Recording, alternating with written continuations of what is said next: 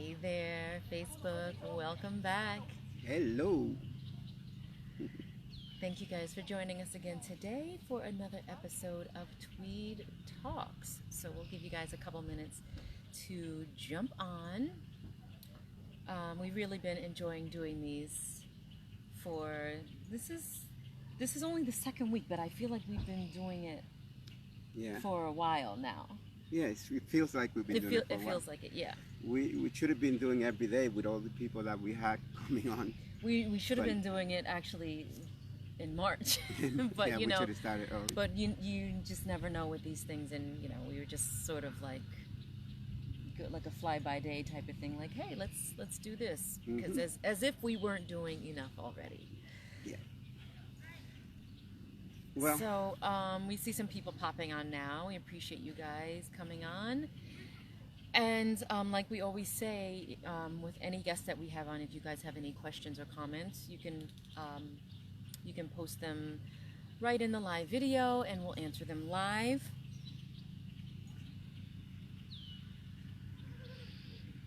hello. Okay, yeah. Who is that? I can't see it from here, but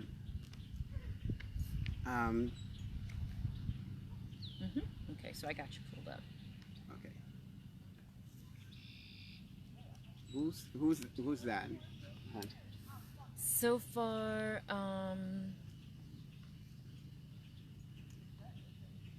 Carol Van Cleft, maybe? Hey, Carol. Hello. Welcome to Tweed. Marsha Fink.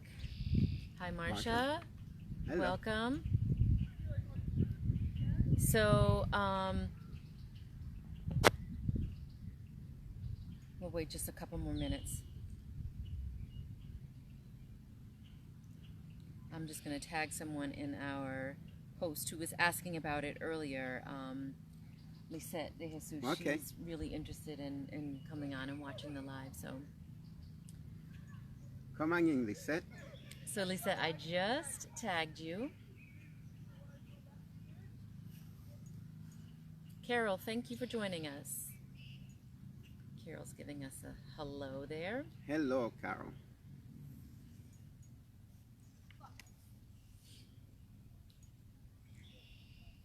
We've kind of gotten used to doing these outside.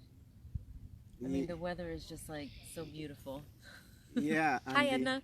The background sound is not a sound machine. It's actually birds and there. Now, if you see us run away, that only means that the bear is coming. Okay. Yes. So if you see us run away, don't worry. It's all live, so anything could happen when it's live. Carol is saying, she said, I miss my days of living up there, working at Grossinger's. Oh, okay. So that's an oldie but a goodie. Yes. Didn't you work with me, Carol? You know what? If I'm talking about the right Carol, she probably worked with me. Carol, yeah. So it's Carol Seidman Van Cleft. Okay. If I said that properly. All right. Kenneth Walter. Hi, Kenneth. Hi, Kenneth. How are you? Hi, Judy. Thank you guys for coming in. She said, I'm an oldie.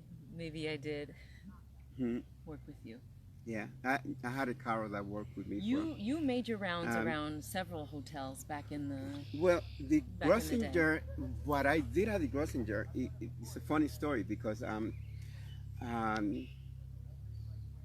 I went there and I danced there. I didn't work there, but I danced there. And it was a movie star. She just passed away.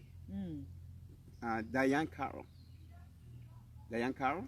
Okay. Okay, yes. Okay, so she was there and she saw me dancing and she asked me to dance with her. Hey, Lorenzo, what's up?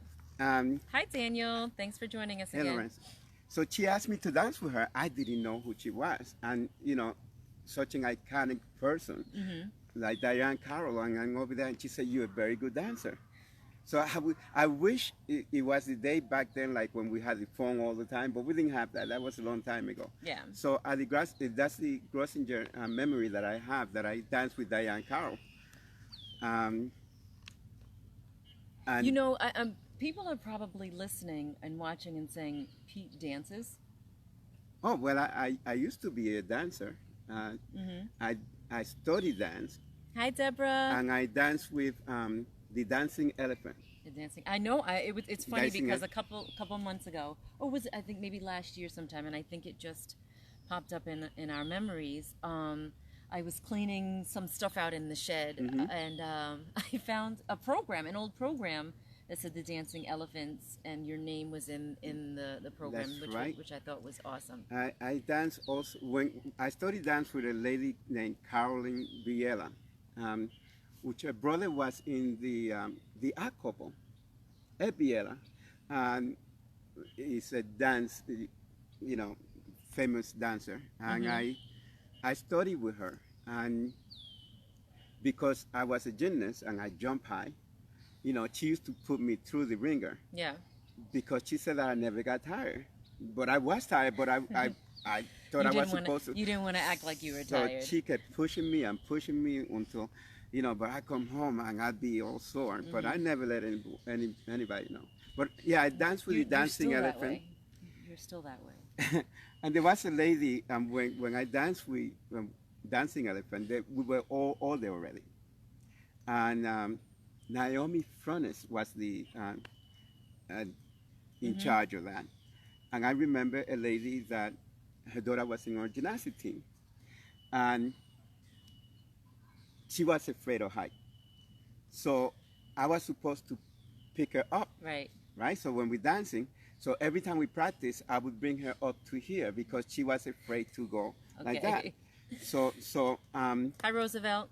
so the day when the dance happened, The recital. Mhm. yeah, Yeah.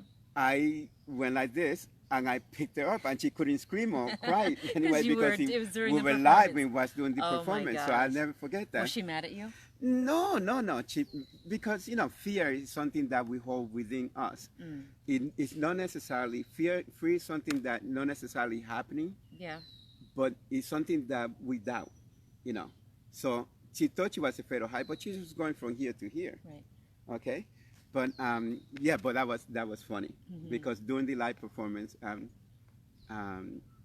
picked her up on Right. my What head. else? What could she do? So Nothing we have a else. question. Mm-hmm. Karmic Mike Stein. Do you know Karmic? Yes, Right? Okay. yes, I know. He's saying, who is the special guest?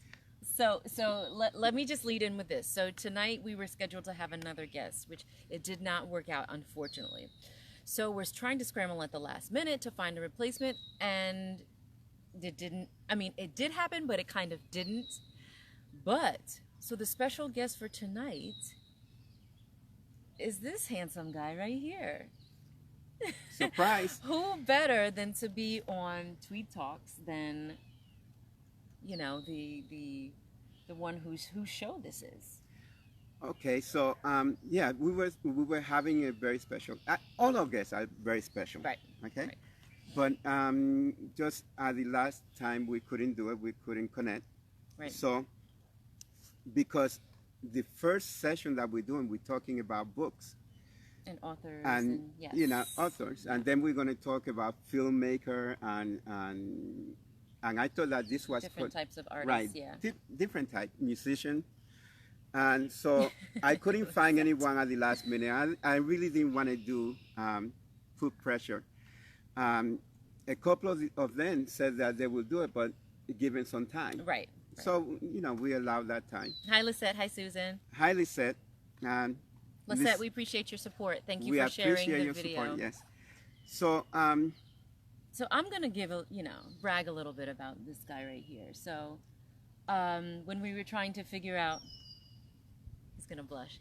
When we were trying to figure out what we wanted to do for the show tonight, he said, "You know what? I'll just come on and talk about my book." And I said, "Okay."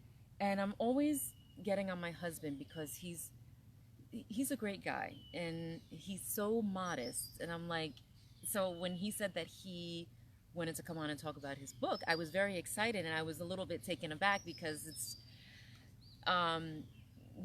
not really him to want to, I guess, talk about himself. But I read the book. Many of you have read the book. I know if any of the gym parents are on watching from several years ago when you first wrote the book, I know several of them went on, they purchased the book online or they bought it from you in the gym. And actually, one of your gymnasts from your first team, Rachel Smalls?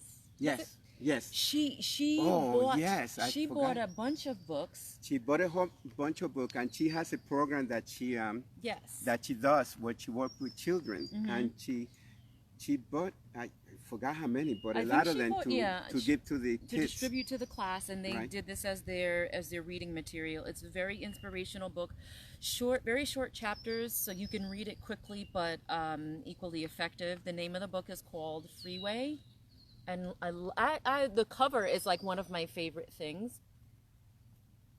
And so it's a breakdown. It's thoughts, reflections, and observations, finding room enough to evaluate who you are. So I'm going to give it back to this guy and let him Okay. share with us some of the things in his So book. I was the cover of the book. Yes, Carol, he did. Carol's asking if you taught at the college. Yes, I did. I taught at the college. Were you one of my students? Okay, so it's funny because I put a lot of thought on the cover, and the cover talk about direction and it has 0 mile on it. I wanted people to figure out, because people say don't judge a book by its cover, but I put a lot of thought on the cover so you could try to figure out what I was trying to do. So some of the things that I do put in the cover is direction, the freeway 5 miles, destination is 100 miles, value 2 miles, and bad boys 2 feet. But They're in the always bad very boys, close by. it has a circle that goes around. So in other words, that if you get with a bad boy, you're just going to be going around in circle. You're really not going to be going anywhere. And most of the chapters that I wrote there are in inspiration when I was teaching my gymnasts, and I wanted to motivate and I wanted to make them think. So is this geared towards like youth, adolescents? Well, I started to write it for an adult, but then all my students started asking, when's your book gonna come out? I said, so I had to go back and rewrite it so it would be more kids friendly. As it turned out, and some of my gymnasts told me that they love the book, and every once in a while they go back to look at it. So I dedicated the book to my gymnasts and my martial arts student, and of course my wife and my kids. Okay, so I'm going to tell you a couple of the things that I wrote here, and if you follow me on Facebook, you see that I put a lot of positive things to make people think. And one of the things that I put, we used to go to the, when we did the gymnastic camp, we used to do 9 to 5. It's funny, I was talking to one of the parents about that. At the high school, right? Well, we did it at the high school, and then in the afternoon we would go to the lake. Oh, okay. So then I ended up going to the lake with all the kids, and all the kids were there. Which is funny that it ended up that we're talking about this book, because you're going to find out something later in a while. So at the time, my girlfriend at the time was one of the coaches. And I saw them, and they were going around whispering all the time, and I knew they were talking about me. They kept looking at me, and every time that I look at them, they would hi, and they kept talking, and I started to get mad. I started to get angry. I said, why are they talking about me? Can they tell that I see them talking about me? Right. So, and I started to get mad, and I said, oh, and my girlfriend is the head of it. She's the one doing that. Why are they whispering about me? So I started to go towards her, and I'm mad. I'm going to confront her in front of the kids. I didn't care. I was so mad. I said, okay, and I'm ready to go and talk to her, and they all went into a huddle like this. And when they went into the huddle, I said, they don't even want me in. And then all of a sudden they turned around, they went, happy birthday to you. And I was so shocked, because what I was thinking is something bad in my head. Right, right. Okay? So I didn't know how I got that wrong. How could these kids that love me want to be talking badly about me. So I got that wrong. But another time this happened. So I was sitting there at a restaurant, right? And in the restaurant, I was sitting and I saw these girls, man, and they were looking at me and said, "Oh, I felt pretty hot." They were looking at me and doing exactly the same thing that you're doing. They were smiling and giggling and going, look at him, and they kept pointing at me and said, "Oh, boy, you hot. You really got it." And I said, "I'm going to go to these girls and talk to them about how hot I am, that they're looking at me and giggling and pointing." And then I went over there. I said, "Hey, I noticed that you're looking at me and you're giggling and pointing, and what's up?"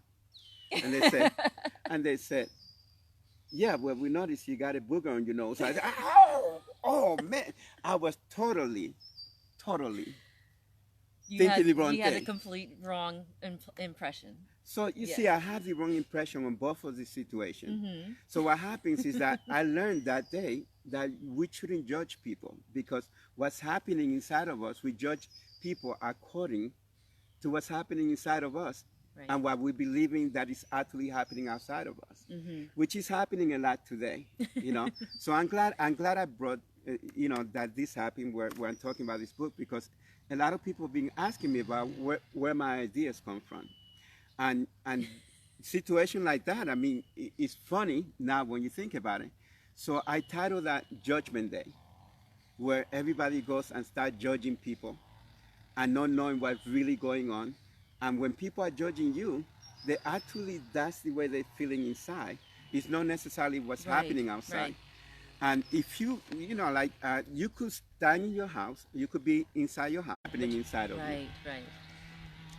Yeah. So I have to say that our viewers are getting a kick out of your stories. We got some LOLs and some thumbs up. Yes, Fallon, thank you. We like the woods behind us as well. Well, Fallon is right back there. Yes. So we got a live audience today. Literally. It's being recorded in front of a live studio audience. I'm going to talk, and some of the stories are funny. I mean, I meant it to be funny, and I meant it for people to think about it. The other one that I got, one of the judges in gymnastics asked me, because she had the wrong impression. Let me look it up. 47, page 47. Okay, I have to check on that. I know the story, but I had to check because I gave some action point at the end. They say that when a young woman looks for love, she looks for someone just like her dad.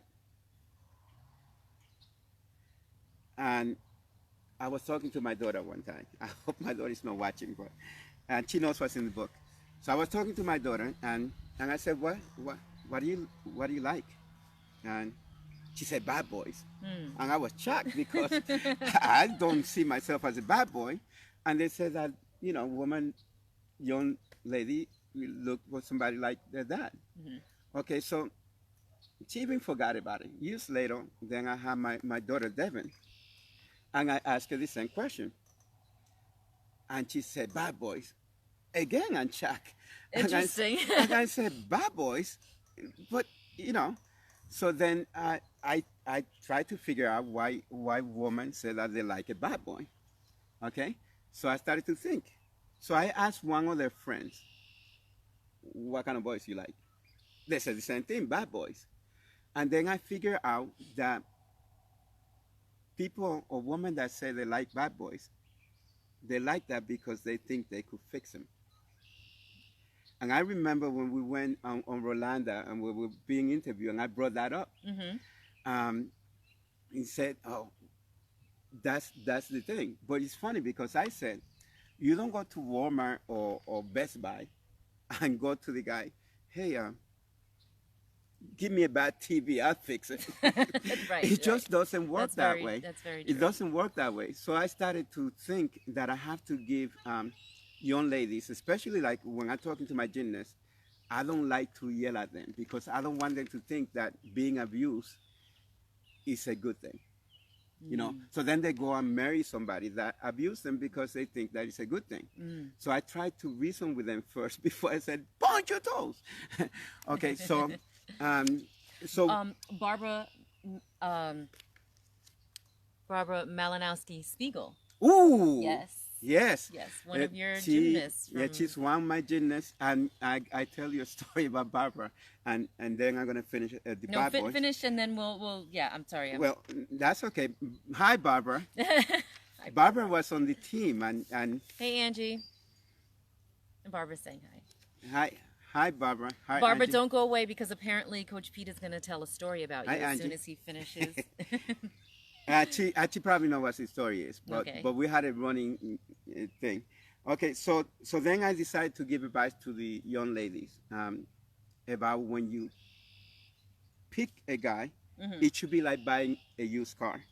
First, it must be reliable. Very That's good. in the book. That's a good one. That's a really good Second, it must work. one. It must work.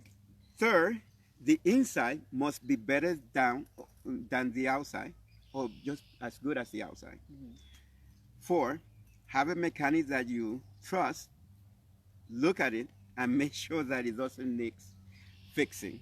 By mechanic, you mean dad. or By something? mechanic, dad or parents Yes. or somebody that you trust. And fifth, make sure that it could go for a long ride. Sixth, make sure that the title is free and clear. Oh, that is the That's most it. important thing. Okay, so look, if you're reading, I put in the book, look, if you're reading this, I don't know who you are. I don't know your sense of humor. So I don't know if you're reading this with a sense of humor, what I meant it. But I'm only half joking about that. Because if you choose a car that does not work, then you are also not choosing a relationship that will go far. And that's the idea on relationship, longevity. I don't understand why things last for a year and they think it's good. I got to get a new iPhone. And then a year later, you got to get another one. Then it's not good. Right. Longevity is the part that interests me the most on things that I get. So if I'm going to have a relationship, I want a relationship that's going to last for the long. Yes. Yes. Right.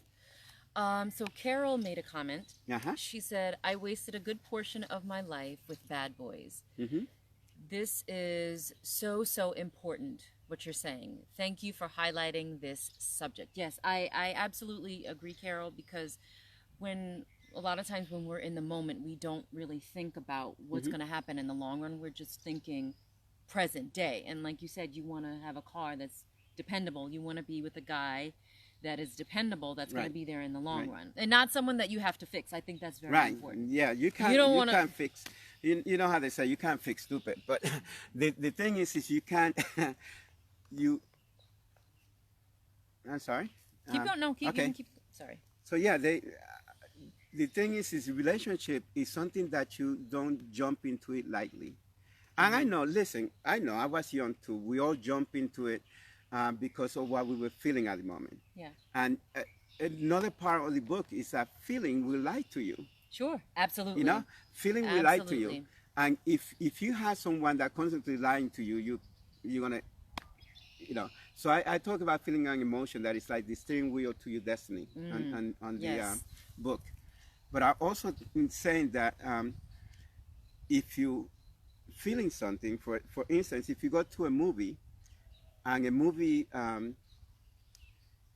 you know it's fake. Right. You know it's written. And you're watching a scary movie, you start to jump like it's real, but it's not real. Right. So the thing is that in relationships, sometimes that happens. Oh, it's real love. And you're 9 years old or 10 years old and you're telling me you're real love. You don't know what real love is.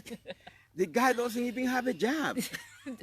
Right, not at 9 years old. So what do you know about love? You have a feeling and you're responding or reacting to a feeling that's not necessarily real. Okay? Fear is one thing that we talk about when we talk about feelings, and that's not real. You know, you put somebody on the bars, for example, and said, do a bar routine. Oh, I'm afraid. Afraid of what? You never done it. See? Right. Afraid of, if you don't know what it is, you can't be afraid of it. But we respond to our fear like it's real, but it's not. It's not. If false education appearing real, false education. That is my Ah, yeah. okay, okay. So when you do that, I had to give a shout out to my mentor. I actually contacted one of my mentors that I sat down and have breakfast and dinner. I hope that he comes on. Um, he's the one who told me I should talk to young kids. Okay. He told me I should talk to young kids, and that's when I really started developing the book. I think that we all are an inspiration one way or the other, whether you mean it or not. Mm. So you gotta walk your talk, because if you do something and you talk something, it's not congruent, and then people start to not really understand what you're saying. But you're doing this, but you're saying that. Right. So when you walk your talk, I challenge anyone to look over my shoulder and see if what I'm saying is true. So when I'm talking about being positive, I'm positive 99% of the time. Yes. 99% of the time. Yes. After almost 13 years of marriage, I have not seen you. I can probably count on one hand the amount of times I've seen you like not your chipper self, your positive self. Yeah, things happen, and you don't hold on to an emotion. That's the thing, that you don't hold on to an emotion. Hi, Oso. And hi, Oso. See, that's one of my heroes right there. Hi, Lori Lechner. I used to watch Oso fight, and one time, me and my brother that passed, we went to audition to perform with the nunchucks and tumbling. I think we were the first one in New York doing it, and also fought on one of Iron Bank's tournament. And I was so fascinated by the way that he fought, because most people would be standing up and he would lay down on the ground. I said, that's my hero right there. So hi, also. Thank you for coming on Tweed Talk. Do you want me to read another comment? Sure. Okay. So, Bethany Miner? I think she's our neighbor. Bethany Miner, she says, I'm not sure if Pete remembers me, but I have a congenital heart defect. And at 10 years old, Pete didn't treat me different. He let me try any gymnastics I wanted and could rest if I needed. Her name is Bethany McDonald. Is her maiden yes, name? I remember her. I remember her. That's powerful. Yeah, because we actually see her sometimes. She's our neighbor. Really? I used to see her going to the bus. Oh, okay. If I'm correct. Huh. Yes. So Bethany, hi. How you doing? Hi, Bethany. Thank you for your comment. Very inspiring. And let's get back to who was in before. Barbara. Barbara, yes. Barbara. You were going to tell a story about Barbara. When we first met, Barbara, I used to joke around with all the kids. And Barbara and I had a running gag that we were married. So we had a marriage certificate and everything. Oh my God! And I said, we are married and nobody's allowed to talk to you. And and her grandmother, she didn't know me at the time, so she thought I was picking her. I wasn't picking on her, but we had that running gag, and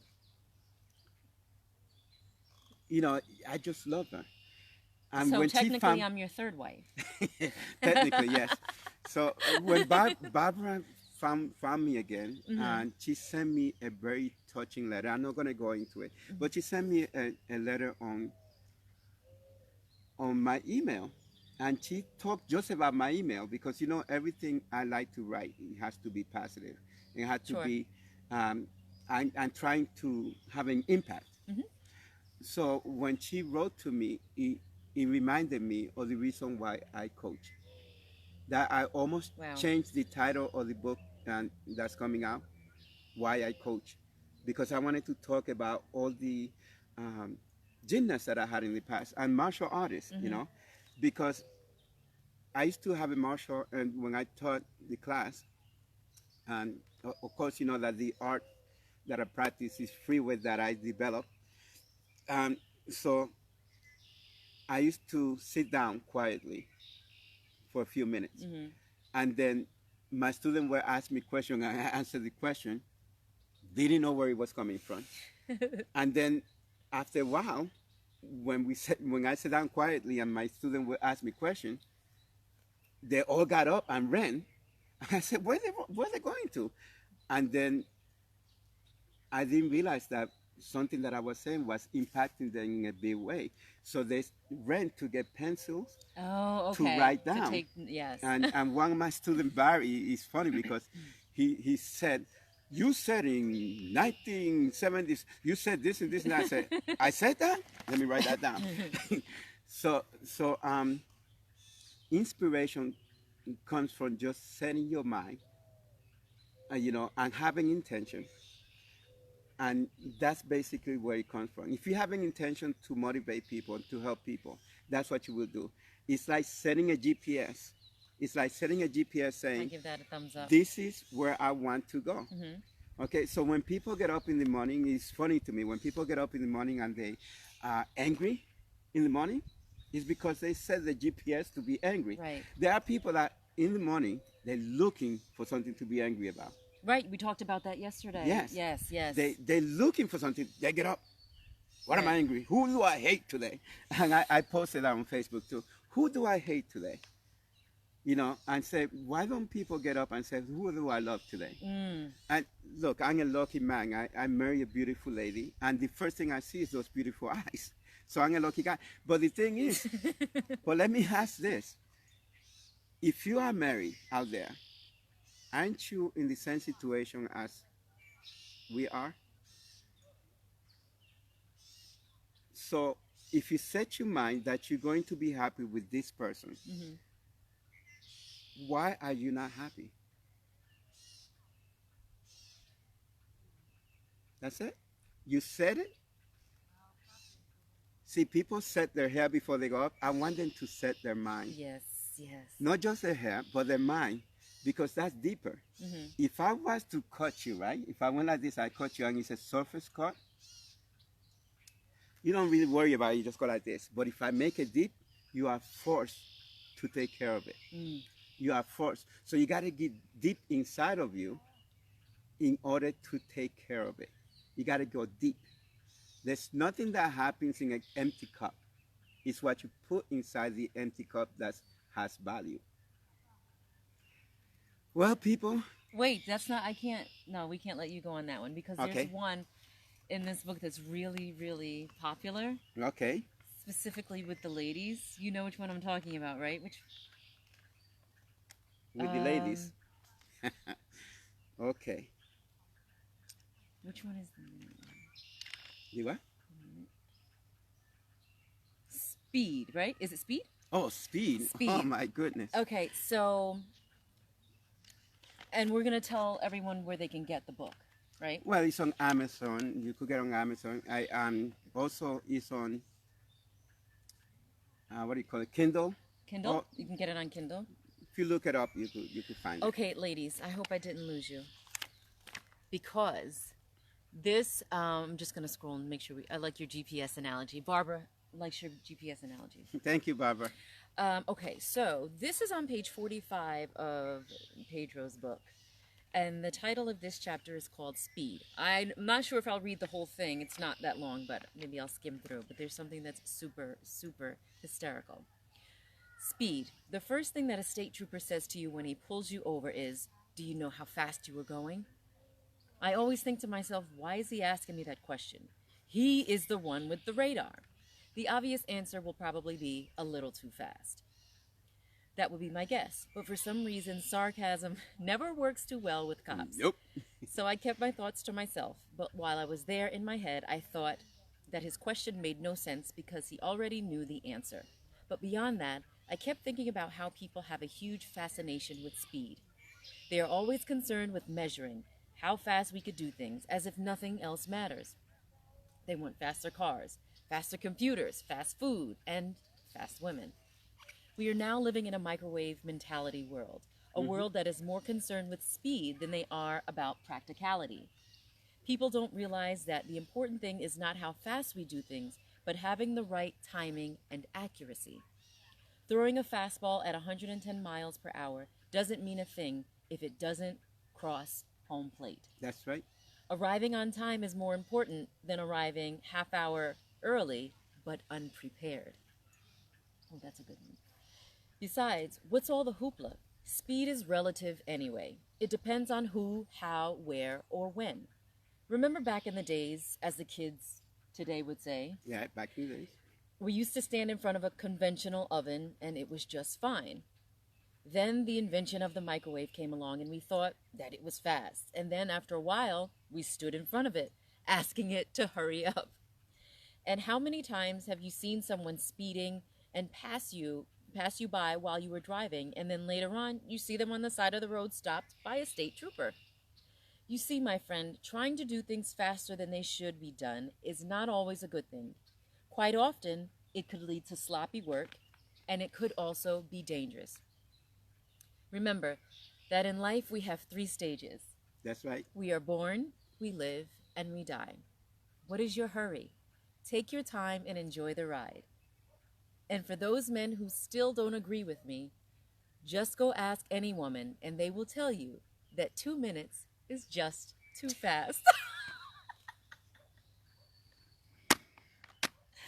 Oh my gosh, that is... that one. Anyway, on that note. Oh gosh, oh gosh, oh gosh. I love it. Yeah, I try to make things funny, but I try to make people think, because oftentimes, we're just trying to get there first instead of, the practicality of it. Thank you, Barbara. Paul Spadaro's watching. Paul, how you doing? Oh, Paul. Oh, hi, Rini. Paul Spadaro. When we're talking to gymnasts, I hope to bring you on because, it's not because you're on now, but I got to tell you that just the other day I told my wife that you told me something that inspired me. And that's when they were changing the routine. You remember this, hon? When they were changing the routine, Okay. I was talking to Paul Spadaro. And coaches were always complaining, oh, the routine is so hard now. Right, yes, the routine. Remember yes, what I told you? Yes. And Paul Spadaro said this one thing. And at that time, I was writing C's for Champion. And he gave me a compliment on that. I like what you said there. And I said, wow, I have forgotten what I wrote. But and then Paul Spadaro said when the coaches were complaining, it doesn't matter because kids always rise to the level of expectation. Absolutely. And that was so deep for me. I said, Yes. that is right, because we're watching this all the time. Yeah. We watch every time the routine change, everybody, oh, it's too hard. They won't be able to handle a back spring. But we did say that. We Yeah. said that. Yeah, we said that. What did they changed the routines? How many? Well, back then it was every right. 4 years. So they do it every 7 years Every now. 4 And I years. remember that when they were changing it in 2013, and we were like, oh my God, is this level going to be able to do this? Is this level? And we Right. actually had a really good, Lisette is still watching, when it was her and it was Taina, Meg, and it was just a whole team. We had a really strong level 5 team, and they were really amazing girls. Yeah, and they that was were like good. around the time where they had just changed the routine. So you're right, kids, they Well, always rise to the occasion. having Lisette on is funny because these gymnasts were good and they didn't even know how good they were. Yeah, yeah. I remember Lisette and, not Lisette, Taina, getting a 9.8. Was it on beam? Oh, no, it was on vault. On vault. On vault. And, on yes. beam too. She won beam. And she also, and Meg also. It was like a 9.8, something like Yeah, that. her vault was really And powerful. I'm going like, what she did wrong? Her hair was messed up. It was like a ridiculous score. Yes, Yeah, I remember that. Okay, so Lisette said that was great. Joanne Mason Parker?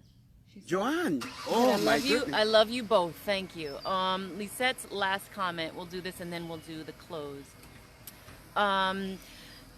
So Lisette says, I feel like all or most people are feeling used and over abused, and people who want to make money hire a coach to overcome their personal obstacles. And that's what our world needs, personal coaches to motivate us. Thank you, Lisette. It's not just one group. It's a lot of groups that are feeling uninspired. So give us one last tidbit Mr. Inspiration? Mr. Inspiration. Yes, and I always ask just before you do that, and I always ask my husband, like if I have an audition, I always say, honey, I need some words of inspiration, or and so he'll give me like these little tidbits that just, that give me that boost that I need. Well, first we had to dissect what inspiration really means. If you want something really bad, you become inspired. Like somebody bought my book and said, I need some inspiration. And I told them, you're already inspired. Because you got inspired to buy the book, so you're looking for something to make you better. Right. So the thing is that a lot of people are inspired, but they don't conspire. They don't do what they're supposed to do in order to reach their goal. They start and then they give up too quickly. Right. So inspiration means that you write it down, and then you say, this is what I'm going to do. Like, for example, when I went on Regis filming, I had a plan of how I was going to get on that show. I sat on the audience. I told them what I wanted to do. Okay, they said there's nobody that could do that. So then I went and did it anyway. And they had me. I did it for the audience, and then they called me a year later to be on the show. A year later to be on the show, and even the Guinness Book didn't believe that what I was doing was possible. What were you doing? Well, I was doing planche push-up. It's kind of old now, but inspiration comes from making a decision, having a purpose, and then go after it with gusto. That's it. Look, we visualize everything that we achieve. We visualize it first. Like, I'm sure when I was talking to you, I picture in my mind, I'm going to talk to her, I'm going to say this to her, I'm going to say that. So we plan, we choreograph, which is in my next book, we choreograph what we want to do on our brain first, and then we take action in order to achieve it. So when I sat down, I was thinking about the book, I started to think about it. But until I started typing and putting in there, it didn't mean anything. It was just thoughts in my head. Okay? But you had to actually sit down and do what it is that you have in your head. Okay? Like, for example, I want to kiss you. Right? Thinking it, you get some feelings, like, yeah, I want to kiss her. But when you actually do the kiss, it's much better than the thinking. You see? That's so true. Make sure that you don't leave it in your head. Don't leave the thoughts in your head. And, set a purpose and then just go after that purpose. And that's it. That's all it is to it. It's that simple. I love it. Mr. Take Inspiration himself. So, again, the book is titled Freeway. It is available on Amazon. You can get it on Kindle, or it is available on paperback just like this. If you buy the paperback and you want Pedro to autograph it, let us know. He's very easy to reach. Send him a message. We will get that autograph for you, and it's a very inspirational book. A quick read, as you can see. I just read through that one chapter. Yeah, all of them are short. Quickly. They're all short. They're all short, but extremely powerful. But trying to get to the point immediately. So thank you. Thank you for joining me. Thank you. This was fun. It was fun. We have conversation like this all the time. I'm always thinking, and I want to thank the people that are coming on. There's some people that I haven't met personally, but I feel like I have. And I can't wait until this is all over, so I can meet these people. Luis Gosling, for example, which is one of them. Louise, I don't know if you're on. Jerry G, I don't know, Jerry, but they probably. We're having such a fun conversation. And I want to add that in the last couple of days when I posted something, a couple of my gymnasts came on and said how I have touched them. They don't realize that when they say things like that, it touches me. Sure. When they said, you inspire me, they don't realize how much they inspire me. The reason why I have become whatever I have become, because I don't put myself here or there, um, is because my work, my gymnast, and my martial arts student. And I think that it's easier to be kind. It takes less muscle to smile than there is to frown. So there you have it. Smile. That's all I have for you today. That's what we have for you today. Do we know who we're gonna have on? Is it Monday? It probably is going to be Wednesday. Next Marina, Wednesday? Yeah, Marina Ushtanova. Oh, okay. She popped on briefly, Okay. and you want to give her just a little her credentials and what Marina does, And And she wrote a book she's- because we're going to be finishing with the books first. of course. She's a yoga A yoga instructor, doctor, right? but she's a doctor also. Yes, yes. So, and she's also a beauty queen. She's Russian. In Russia. Yes, yes, yes. She's so she got brains and beauty. There you go. So we will be talking to her. I don't know the exact date because I know she travels a lot. Okay. She's going, and we're also going to have Charles coming on. Charles Heimlich. Charles Yes. Heimlich. Charles Heimlich is another friend we met going to different martial arts events. Charles is a karate Goju. Yes. Goju master. He just opened up a new dojo in New Jersey, so we want to bring him on. He's going to talk about his book, so he can promote that, and also his new location.